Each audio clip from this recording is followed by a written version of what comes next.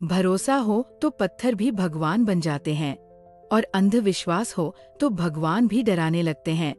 नमस्कार साथियों, आप देख रहे हैं हिंदी ज्ञान सागर, जहां आज हम सुनाने जा रहे हैं हिंदी साहित्य सम्राट मुंशी प्रेमचंद की एक ऐसी कहानी जो अंधविश्वास, लालच और इंसानी सोच के गहरे भेद को उजागर करती है।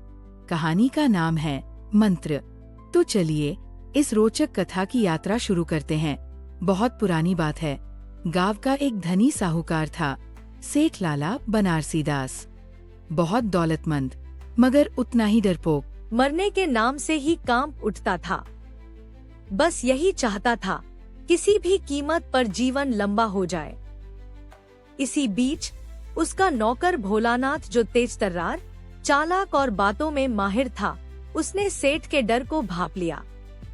एक दिन सेठ बीमार पड़ा। डॉक्टर, वैद्य, हकीम सब हार मान चुके थे। लोग कहने लगे अब इसके दिन पूरे हो गए हैं। लेकिन तभी भोलानाथ ने एक तरकीब सोची। भोलानाथ ने कहा, सेठ जी, मेरी बात मानिए। एक चमत्कारी बाबा हैं।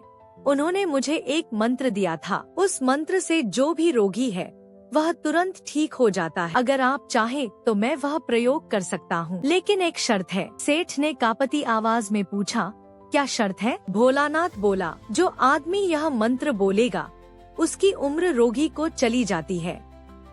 तो अगर मैंने मंत्र पढ़ा तो आपकी जान बचेगी, पर मेरी मौत हो जाएगी। सेठ हक्का बक्का रह गया।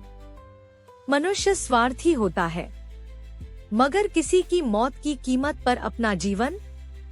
भोलानाथ ने जानबूझकर बात को भावनात्मक रंग दिया।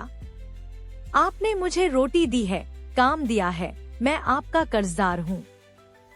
अगर मेरी जान जाकर आपकी जान बचती है तो यह सौदा मुझे मंजूर है। सेठ ने सोचा, मुझे तो जीना है, चाहे जो भी हो जाए। भोलानाथ ने मंत्र पढ़ा, आंखें बंद की, कुछ संस्कृत जैसे शब्द बोले और फिर जमीन पर गिर गया जैसे कि जान चली गई हो।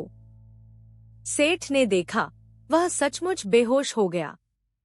उधर अजीब बात ये हुई कि सेठ की तबीयत सचमुच कुछ बेहतर लगने लगी। लोगों ने कहा, मंत्र असर कर गया। अगर आपको यह कहानी दिलचस्प लगी हो तो वीडियो को लाइक कीजिए, चैनल हिंदी ज्ञान सागर को सब्सक्राइब कीजिए और कमेंट में बताइए, क्या आप होते तो भोलानाथ की जगह मंत्र पढ़ते?